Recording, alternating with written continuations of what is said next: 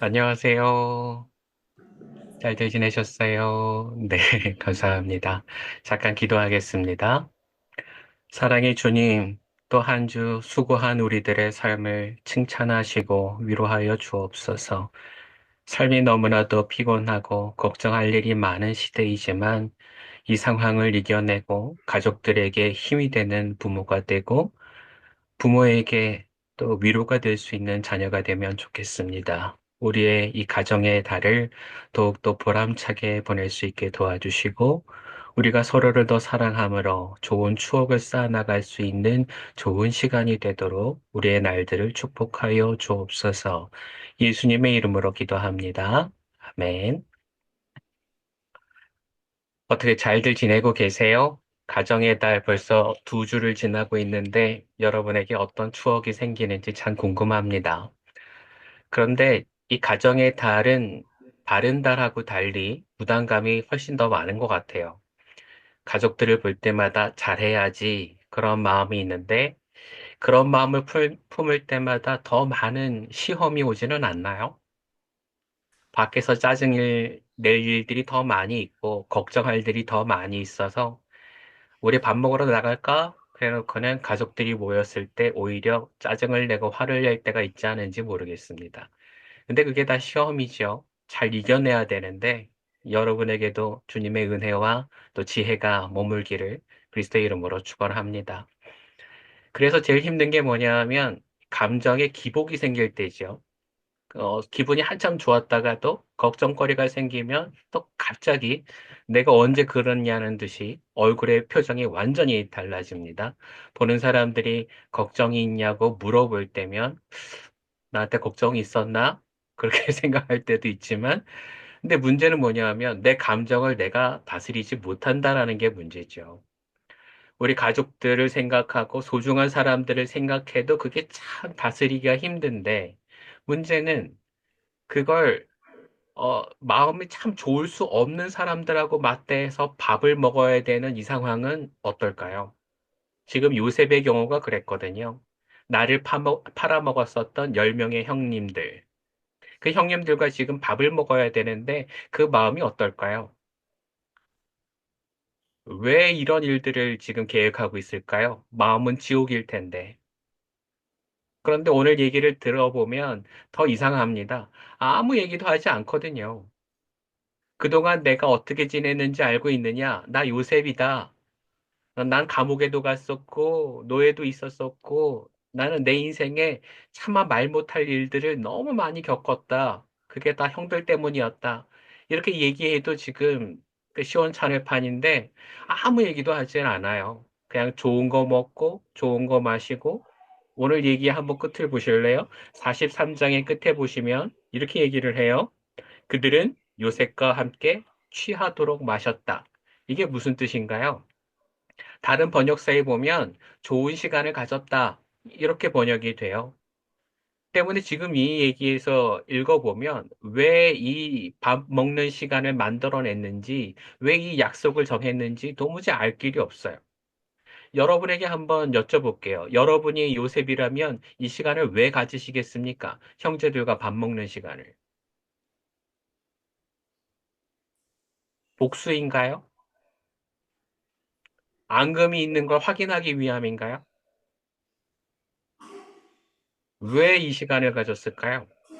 이 얘기들을 조금 이해할 수 있도록 제가 탈무드 얘기를 준비를 했어요. 여러분 한번 잘 들어보세요. 탈무드에 이런 얘기가 있대요.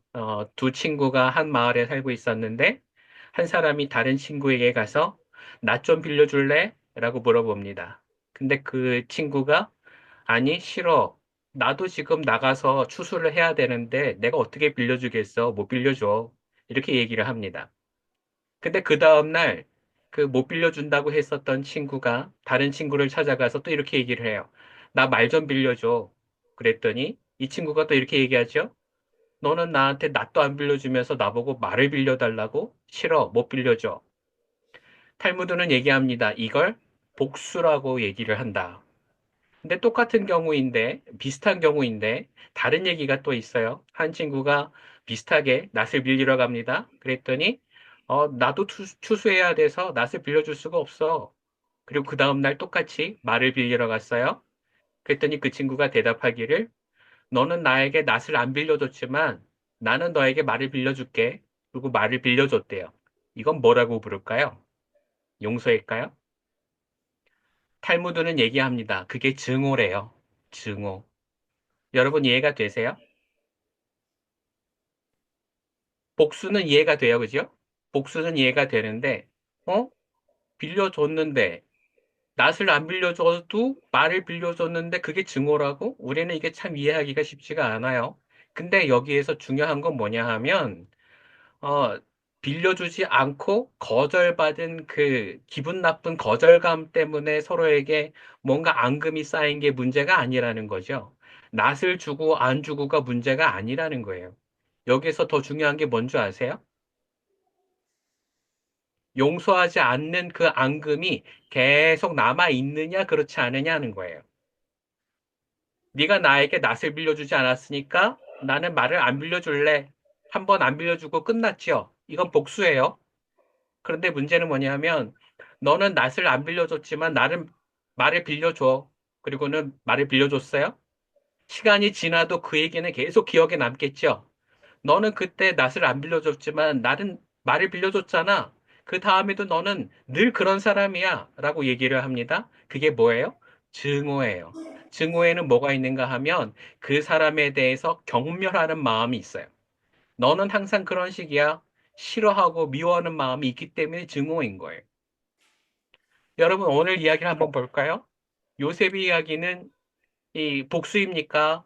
아니면 증오입니까? 여러분 판단해 보세요. 이상하게도 요셉의 이야기는 이 두 가지가 다 아니에요. 복수도 아니고 증오도 아니에요. 왜 그렇죠?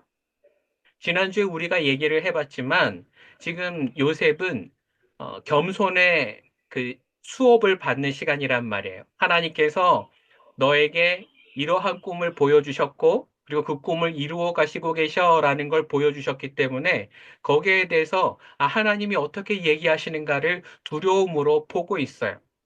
여러분 기억나세요? 다시 한번 찾아볼게요. 42장에 보시면 창세기 42장에 9절에 이렇게 얘기를 해요. 그때의 요셉은 형들을 두고 꿈을 기억하고, 그러니까 어렸을 때 형들이 묶어놨었던 집단이 자기가 묶어놓은 집단에 절을 하는 꿈을 꿨죠. 그리고 형들의 별이 내 별에다가 절하는 꿈을 꿨어요. 그게 바로 지금을 위함이다라는 걸 하나님이 가르쳐 주신 거예요.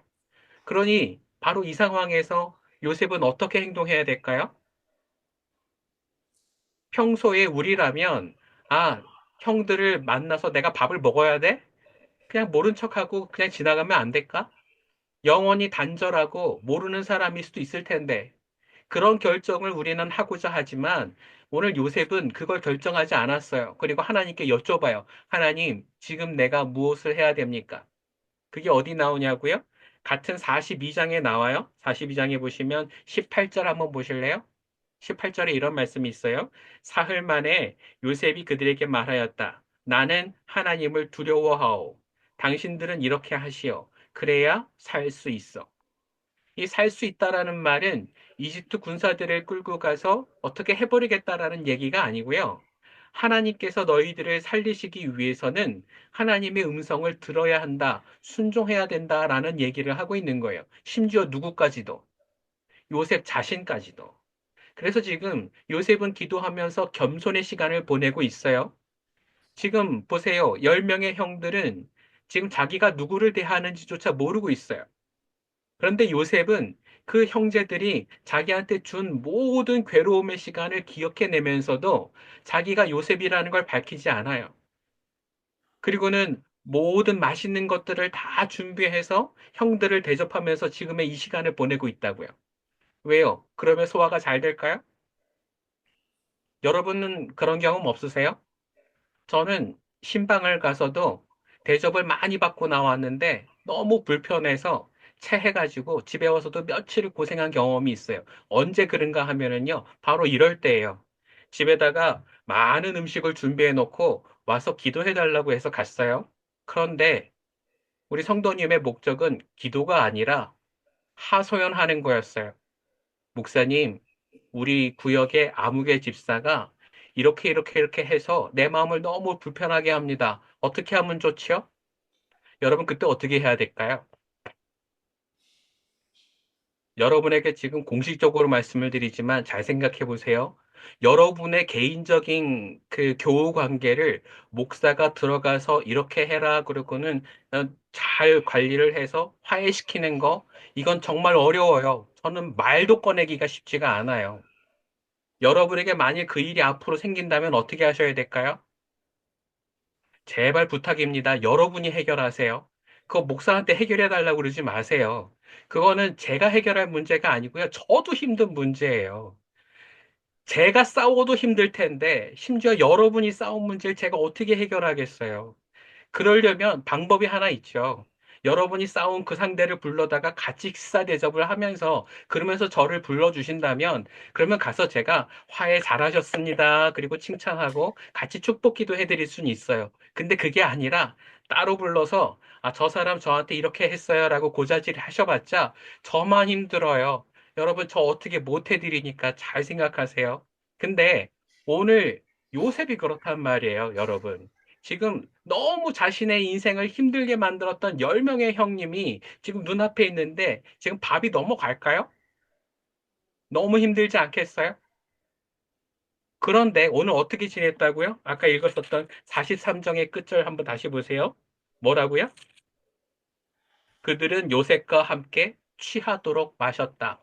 요셉은요, 마음을 지금 최대한 낮추어 가면서 형님들을 대접하고 있는 거예요. 어떻게 해요? 연습하는 거죠. 내가 다 고백하고 내가 누군지를 다 얘기하고 나서도 형들과 이렇게 지낼 수 있을까? 연습하는 거예요. 하나님이 지금 그 시간을 주시고 계시는 거예요. 여러분, 오늘 우리의 삶에서 화해에 대한 아주 중요한 것들을 한번 생각해 보시면 좋겠어요. 이게 무슨 얘기인가 하면은요, 우리는 요셉과 똑같은 상황이 됐을 때에 문제 해결을 위해서는 내 이야기가 표현이 돼야 된다라고 생각을 해요. 내 마음이 다 드러내시고, 그리고 그 사람이 내 마음을 다 이해하고, 서로가 그것이 이해가 돼야, 그래야 화해가 된다라고 생각해요. 그죠? 근데 하나님의 방법은 그게 아니었어요. 하나님의 방법은 뭘까요? 지금 요셉에게만, 이상하죠? 10명의 형님들한테는 전혀 하나님이 아무것도 안 하시는데, 요셉에게만 하나님이 이 겸손의 훈련을 계속 시키고 계세요. 42장부터 읽어보면 우는 사람은 요셉밖에 없어요. 마음이 갑자기 북돋아치면 그러면 골방에 들어가서 울다가 와요. 아무도 운지 모르게. 혼자 울고 와서 아, 그랬어요? 괜찮아요? 아무렇지도 않게 지금 대답하고 있단 말이죠. 눈은 퉁퉁 부었을 텐데. 왜 이런 일들을 하고 있죠? 이걸 누가 시켰기 때문에? 하나님께서 시키셨기 때문에. 여러분과 제가 이 비슷한 시간을 보낼 수가 있다고 저는 믿어요. 가정 안에서도 그렇고, 아마 직장에서도 그렇고, 억울한 여러분의 마음을 아무도 이해해주지 못해서 홀로 울면서 어려운 시간을 보낸 적이 있으실 거예요. 근데 여러분, 그거는 하나님께서 여러분을 홀로 두시고 벌 주신 게 절대로 아니에요. 하나님은 여러분을 그 겸손의 시간을 보내게 하시면서 여러분을 위로하기 위한 방법을 찾고 계셨다라는 것을 여러분이 믿으시기를 바랍니다. 그렇게 눈물을 많이 쏟고 나면 우리가 깨달아지는 게 뭐가 있을까요? 나도 이렇게 힘든데 그 사람도 힘들지 않았을까?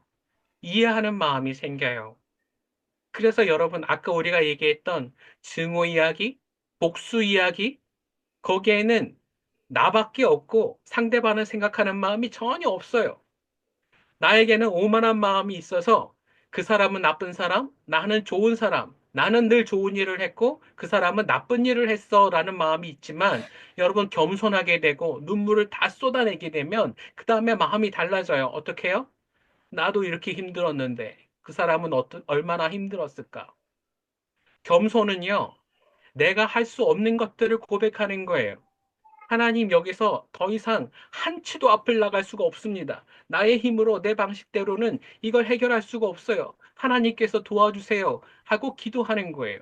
그걸 지금 밥 먹는 동안 내도록 하고 있단 말이에요, 요셉은. 여러분에게도 저는 이 똑같은 방법을 권유해 드리고 싶어요. 여러분 힘드시죠? 어려움이 있으실 때가 있으시죠? 그럴 때 어떻게 하면 될까요? 겸손함으로 기도하십시오. 하나님, 저는 아무것도 할 수 없어요. 주님께서 도와주셔야 돼요. 그런데 여러분, 그게 그 모든 현장을 벗어나서 어딘가 도망가서 나는 못하겠어. 안 할 거야. 라고 피해 있는 게 아니라 바로 그 현장에서 그 사람들을 내가 환대하고 대접하면서 이 시간을 보내야 된단 말입니다. 왜요? 하나님은 겸손의 훈련을 시키시고 계시기 때문에 내가 낮아지는 것은요, 그냥 시간만 보내는 게 아니에요.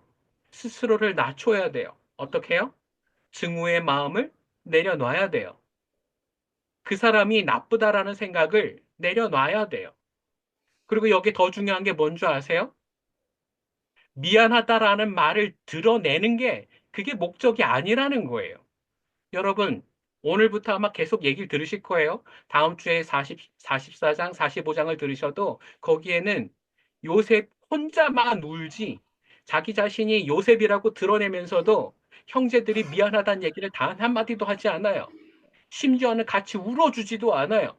그들은 너무나도 겁에 사로잡혀서 나 이대로 죽는 거 아닐까? 두려워하고 있는데 요셉은 그들을 껴안아주고 울어주고 그리고 모든 것들을 용서하겠다라고 얘기를 해요.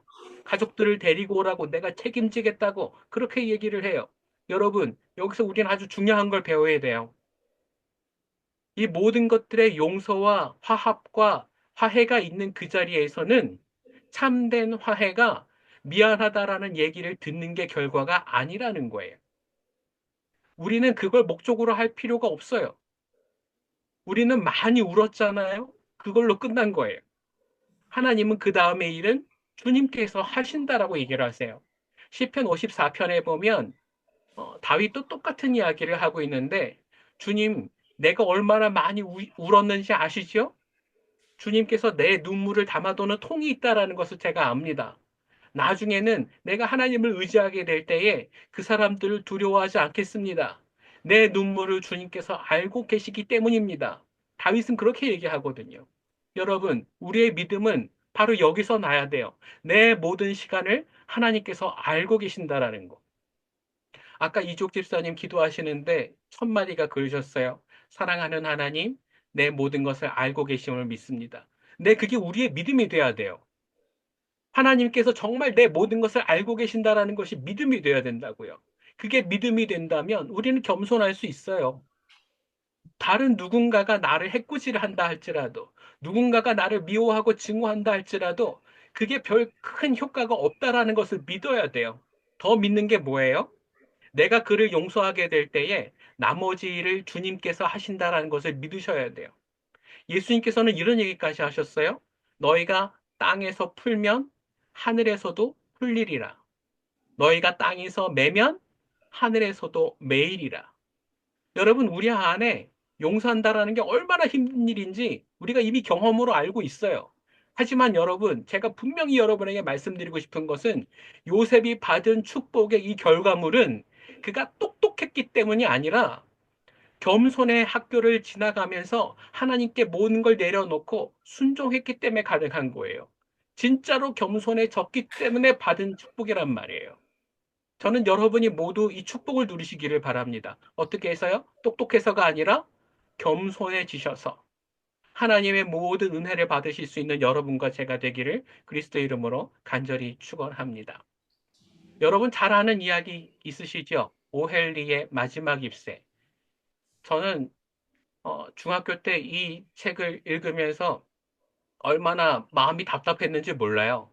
거기에 이제 어, 존 씨라고 하는 여자애가 침대에 누워가지고 창밖을 바라봅니다. 그리고는 저 마지막 이파리가 떨어져 나가면 나도 죽을 거야. 그렇게 절망하는 모습을 봐요. 얼마나 답답한지. 그 ip새랑 너랑 무슨 상관이 있어? 이렇게 얘기해줘야 되는데 옆에서 아무도 그 얘기를 못 해줘요. 그리고 위층에 살던 베어만이라고 하는 아저씨가 오히려 폭풍이 치는 날 벽화로 그 ip새 하나를 그려놓고 죽잖아요. 그 다음날 폭풍우가 지나갔는데 이 존 씨라는 애가 떨어지지 않은 잎새를 보고 아, 나도 살 수 있을 거야. 그리고는 희망을 품었다고 그러죠. 대신 누가 죽고요? 베어만이 죽고. 여러분 이 얘기가 이해가 되세요? 저는 그 얘기 읽을 때 얼마나 답답했는지 몰라요. 그리고는 가서 설득해주고 싶었어요, 존 씨에게. 그 잎새랑 너랑 아무 상관이 없어. 근데 여러분 살다가 보니까 이걸 알게 되는 거예요. 성경을 읽다가 보니까 이게 알게 되는 거예요. 여러분, 모든 것을 설명해주고 설득하고 이해시키는 게 그게 우리의 일이 아니에요. 우리의 일은 나 스스로를 겸손케 해서 하나님이 어떻게 일하시는지를 눈으로 보는 거예요. 그게 하나님의 능력이거든요. 오늘 우리가 해야 되는 건 뭘까요? 최대한 사랑하는 거예요. 내가 뭘 할 수 있는지를 찾아보는 거죠. 이해시킬 수는 없어도 아무리 얘기해도 그 아이가 그걸 받아들이지 않는다 할지라도 오늘 폭풍우를 뚫고 나가서 그림 하나를 그릴 수 있다면 그걸 해보는 거죠. 겸손하게 내가 할 수 있는 방법을 찾는 거예요. 여러분, 오늘 여러분과 제가 할 수 있는 일은 어떤 걸까요? 내가 생각했던 일이 아닐 수도 있다라는 거죠. 하나님이 그 길을 인도하신다면 그걸 순종해 나가면서 하나님의 뜻을 이루어내는 거예요. 그건 어떻게 할 수 있죠? 여러분, 겸손의 학교를 지나면서 기도하면서 받은 응답대로 사는 사람만 할 수 있는 거예요. 내 방식대로, 내 생각대로, 내 판단대로 해가지고는 하나님의 길을 갈 수가 없어요. 겸손의 길을 갈 수가 없어요. 여러분, 지금 여러분 앞에 거울이 하나 있다고 생각해 보세요. 이 거울은 여러분의 모든 영적인 걸 드러낼 수가 있어요. 다 있는 그대로 보여줄 거예요. 자, 한번 비춰보세요. 여러분이 어떤 모습인 것 같으세요? 내가 가지고 있는 고집, 내가 가지고 있는 두려움, 내가 가지고 있는 모든 거짓된 믿음들, 그걸로 인해서 내가 지금 어떻게든 오기를 부리면서 살아가고 있다면 여러분, 그걸 내려놓지 않는 이상 나는 겸손해지지 않아요. 이 한 주 동안 여러분에게 숙제를 드릴게요. 내가 과연 어떤 모습으로 살고 있는지 내 모습을 확인해 보시기를 바랍니다. 겸손의 거울 앞에서 그걸 다 내려놓고 정말로 하나님의 뜻을 따르겠다라고 마음 먹지 않으면 여러분, 우리의 믿음은 여기서 한치도 자라지 않아요. 40년이 아니라 평생을 믿고 있는다 할지라도 내 인생에 아무런 변화도 있지 않아요. 하나님께서 나를 위해서 보여주시고자 하는 변화는 내 형제들과 함께 밥을 먹고 즐겁게 보낼 수 있는 시간을 주시는 거란 말이에요. 그런데 그걸 우리는 할 수가 없어서 나는 그들과 담 쌓고 완전히 떨어져서 지내겠다고 마음 먹는 한 하나님은 내게 자꾸 겸손의 방법으로 찌르실 거란 말이에요. 겸손의 학교를 졸업할 수가 없어서 어제도 오늘도 내일도 계속 그 얘기를 할 수밖에 없어요. 하나님 오늘 나는 뭘 해야 되죠? 오늘도 겸손해져라. 그럼 오늘 또 우리는 또 힘들어해요. 또요. 우리 20년, 30년 평생을 해왔는데 또 겸손의 학교를 또 다녀야 돼요. 여러분, 이걸 더 이상 포기하지 마세요. 이제는 끝장 내놓고 새로운 길을 갈 때가 되었어요. 하나님의 은혜는 받아들이게 될 때에 다음의 길을 갈 수 있단 말이에요. 여러분, 천국은 어디에 있을까요? 우리는 장례식 때마다 이 찬송을 불러요. 요단강 건너가 만나리. 그쵸? 여러분, 겸손의 학교를 끝내지 않으면은요, 요단강을 건너갈 수가 없어요. 겸손의 학교는 요단강을 건넌 다음에 온단 말이에요. 근데 그 요단강은 내가 죽는다고 가는 길이 아니에요. 천국은 어떻게 가겠어요? 하나님의 나라로 가야 되는데. 죽음이 천국 가는 길이 아니에요. 하나님의 나라는 믿음으로 가는 길이란 말이에요. 그러려면 어떻게 해야 돼요? 순종의 길을 걸어가야 돼요. 이 학교를 졸업해야 돼요. 저는 오늘 여러분에게 분명히 말씀드릴게요. 여러분, 그동안 세상에서 배웠던 거 여러분을 위로하고자 하는 거짓된 위로의 마음을 더 이상 뺏기지 마세요. 진짜 위로는 하나님께서 여러분이 겸손의 학교를 넘어가는 순간 주실 거예요. 그게 얼마나 값진 것인지는 여러분이 나중에 맛보면 알게 될 거예요. 그때 오는 증상이 있어요. 여러분에게 증거로 오는 게 있어요. 그게 뭘까요? 여러분 기억하세요. 그게 바로 눈물이에요, 눈물. 여러분, 우리의 가족 중에 누군가와 싸워서 힘든 사람들이 있을 거예요. 아빠와 아들 간 그런 분들 아마 계실 거예요. 엄마와 딸 간, 아마 그런 분들이 분명히 계실 거예요. 우리 주변에 누구라 할지라도 뭐 친한 친구였는데 헤어진 사람, 또 부부관계가 힘든 사람들, 그런 관계에서 그 모든 걸 해결하기 위해선 이게 있어야 돼요. 그게 뭐냐 하면은 나도 이만큼 힘든데 그 사람은 얼마나 힘들까 생각하면서 흘리는 눈물이에요. 이 눈물이 없이는요, 회복이 안 돼요. 불가능해요. 왜 그럴까요? 내 안에 오만이 남아있기 때문에 그래요. 교만이 남아있기 때문에 그래요. 겸손의 학교를 아직도 졸업하지 못했기 때문에 그래요. 여러분, 눈물을 어쩔 때 흘리게 될까요? 불쌍하게 느껴질 때. 아, 그 사람이 너무 힘들었겠구나. 여러분, 그걸 알아야 신앙생활에 성장이 있게 돼요. 참 이상하지요? 예수님을 그토록 오랫동안 믿었는데 예수님의 십자가가 나한테 아무런 감흥을 못 주는 사람들이 있어요.